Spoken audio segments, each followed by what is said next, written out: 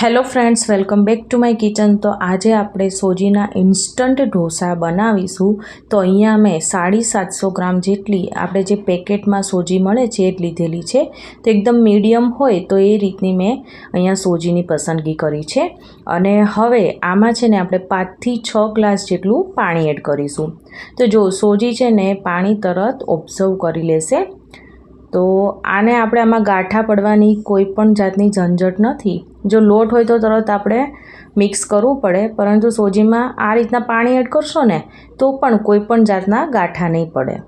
આમાં સોજી છે ને એ બુડબુડા ડૂબે તેટલું આપણે પાણી એડ કરવાનું છે। તો જો કંઈક આ રીતનું મેં પાણી એડ કર્યું છે અને સોજી જો આ રીતના એકદમ સારી રીતે પલળી ગઈ છે। તો હવે આપણે આને ઢાંકીને ફક્ત 1 જ કલાકનો રેસ્ટ આપીશું અને પછી આમાંથી આપણે ગરમ ગરમ ઢોસા ઉતારીશું। આપણે અહીંયા મસાલા ઢોસા બનાવવાના છીએ, તો તેના માટે આપણે મસાલો રેડી કરી લઈએ। તો અહીંયા મેં 5 થી 6 મોટા પાવડા જેટલું તેલ ગરમ કરવા માટે મૂકેલું છે। તેલ સરસ આવી ગયું છે, તો 1.5 ચમચી જેટલી રાઈ એડ કરીએ। તમે આની જગ્યાએ આખું જીરું પણ એડ કરી શકો છો।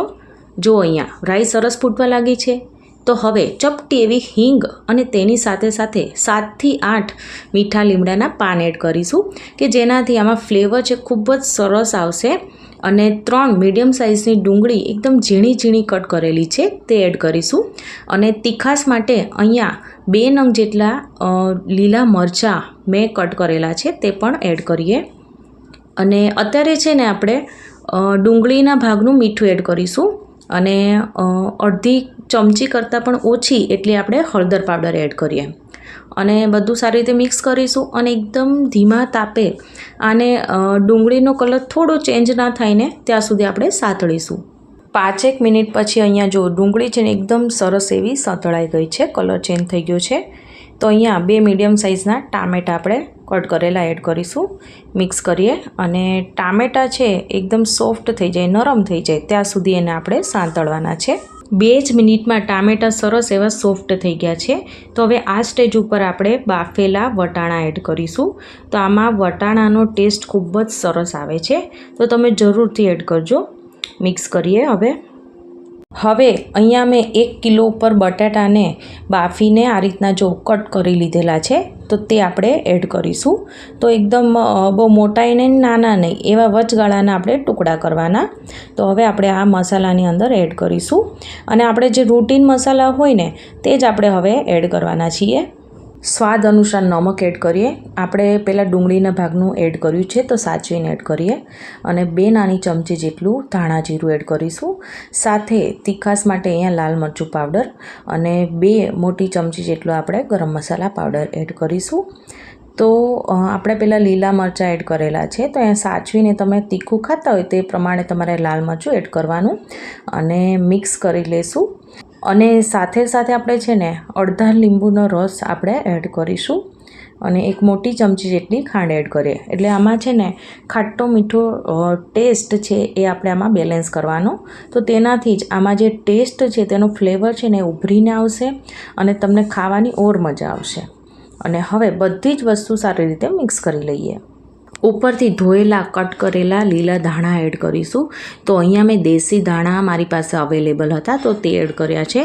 તો આમાં દેશી ધાણાનો ટેસ્ટ છે ને ખૂબ જ સરસ લાગે છે। તો હું તો જરૂરથી કહીશ કે તમે જરૂરથી દેશી ધાણા મળે તો એ એડ કરજો, ના મળે તો પહેલાં પણ એડ કરી શકાય છે। તો એકવાર બધું સારી રીતે મિક્સ કરી લઈશું। તો અહીંયા આપણો મસાલો એકદમ સરસ રેડી થઈ ગયો છે। 1 કલાકના રેસ્ટ બાદ ડીશ ખોલીએ છીએ તો જો અહીંયા સોજી એકદમ સરસ એવો ફૂલી ગયો છે, જો એકદમ સરસ પલળી ગઈ છે સોજી। તો આ રીતના ચમચીથી તેને મિક્સ કરી લેશું અને હવે આપણે છે ને બ્લેન્ડરથી તેને ક્રશ કરી લેશું અને એકદમ એક રસ આને બધું આપણે કરવાનું છે। તો જો અહીંયા એકદમ ફ્લફી એવું આપણું આ બેટર છે બનીને તૈયાર થઈ ગયું છે। હવે આપણે જેટલું બેટર જોતું હોય તો તેટલું આપણે તપેલીમાં રાખશું અને બીજું બેટર છે એ આ બીજી તપેલીમાં આપણે કાઢી લેશું। અને આ બેટરને ફ્રીજમાં રાખી બીજા દિવસે તમે આમાંથી ઇડલી અથવા તો ઢોસા પણ બનાવી શકો છો। હવે બેટરમાં આપણે સ્વાદ અનુસાર નમક એડ કરીએ અને લગભગ 1 ગ્લાસ જેટલું આપણે આમાં પાણીની જરૂર પડશે, તો થોડું થોડું કરીને એડ કરતા જશું અને બેટરને આ રીતના આપણે મિક્સ કરતા જશું. એટલે બેટર છે ને એકદમ સારી રીતે મિક્સ થઈ જશે. મતલબમાં એમાં એક રસ આવવું જોઈએ. તો જો બહુ જાડું નહીં અને બહુ પાતળું નહીં, તેવી મેં અહીંયા કન્સિસ્ટન્સી રાખી છે. તો આ રીતના જ રાખવાની, એટલે આપણો ઢોસો છે ને એકદમ સરસ એવો ઉતરશે. ઢોસાની તવી અહીંયા મેં ગરમ કરવા માટે મૂકી દીધેલી છે. તો તેમાં હવે આ રીતના આપણે તેલ છે ને બધી સાઈડ આપણે લગાવી દઈશું.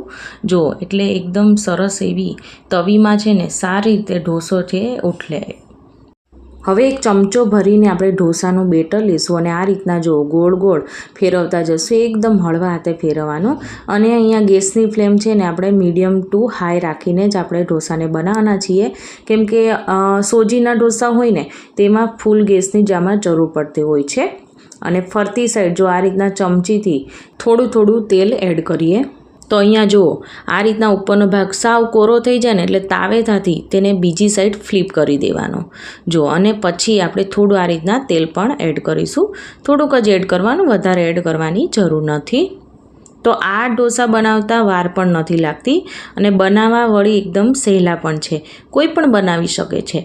અને જો તમારે આ રીતના એકદમ લૂઝ ના બનાવવા હોય, તો તમારે પતલા બનાવવા હોય તો તમારે હજી આમાં વધારે પાણી એડ કરીને તમે પતલા પણ બનાવી શકો છો. તો આ રીતના ઉલટ સુલટ આપણે ઢોસાને કરીશું એટલે એકદમ સરસ એવા બંને સાઈડથી ચડી જશે. હવે ઢોસાની પાછળની સાઈડ આપણે એક ચમચો ભરીને આ રીતના મસાલો એડ કરીશું.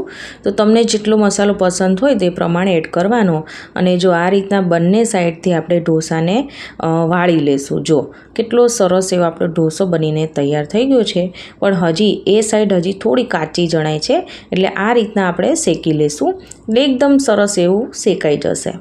તો આવા ગરમા ગરમ ઢોસા હોય અને એની સાથે સાંભાર હોય અને નારિયેળની ચટણી હોય તો ખાવાની મજા જ પડી જાય. અને વળી આ ઢોસા તમે ઇન્સ્ટન્ટ બનાવીને ખાઈ શકો છો. તો આવી જ રીતના બીજા બધા ઢોસા પણ આપણે તૈયાર કરી લેવાના છે. તો ફ્રેન્ડ્સ, આજની મારી આ ઇન્સ્ટન્ટ સોજીના ઢોસા બનાવવાની રીત ગમી હોય તો ફ્રેન્ડ્સ મારી ચેનલને સબસ્ક્રાઈબ, લાઇક અને શેર કરવાનું ના ભૂલતા. તો આપણે ફરીવાર મળીશું એક નવા જ ઉપયોગી વિડીયો સાથે. Thank you for watching.